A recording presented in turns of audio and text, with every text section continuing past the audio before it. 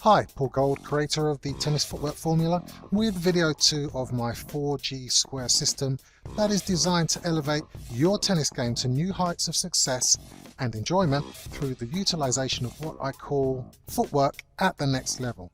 Now, in video 1, I showed you how most coaches and players were going about footwork training in completely the wrong way. I showed you how they mainly based their footwork training on cone and ladder drills, etc., and how that had only limited success. And I showed you how there was an extra layer if you really wanted to transfer any outside footwork skills into your game on the court. I introduced you to the first component of the 4G square, which is designed to make sure you begin every shot sequence off in the right way and that you don't fall foul of the very common pitfall of the early unforced error, or by starting the point off too far behind. In this video, video 2, we're going to move things on into the next phase to help you get to your shots in the best place possible to hit the best shot you can every time. So let's roll it on. We need to get you into the get going phase, and that's the second part of the G2 square.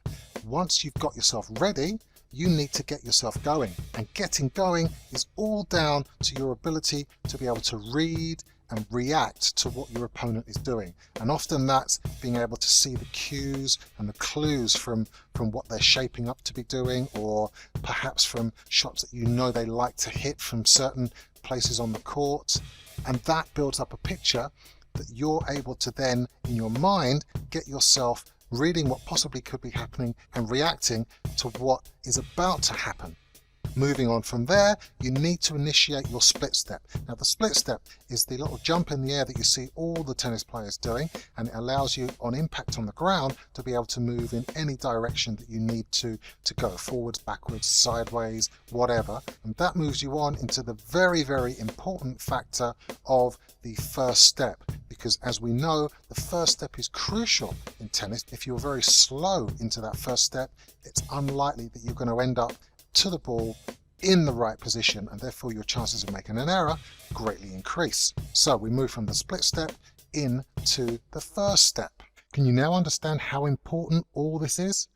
Can you see how important this approach is and how different it is to just running around the court and doing some footwork drills that may or may not ever translate to you playing better on the court?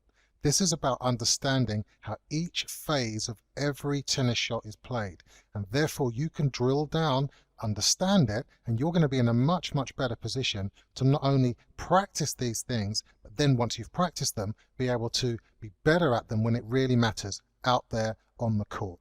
So what you need to be doing now is working on reading and reacting to what your opponent's doing.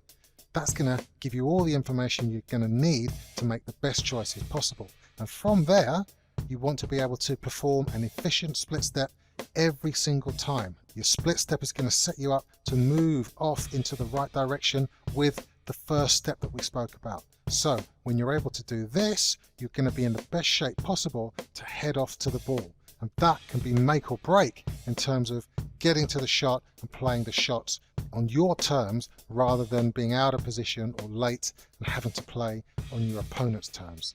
Again, hope you enjoyed that. Please leave me a comment below, and in the next video we're going to move it on into the third phase of my 4G square system, where I'll show you what's going to happen now we're going to consider actually hitting the ball. So again, leave me a comment. Hope you enjoyed it. Take care, and I'll see you on the next video.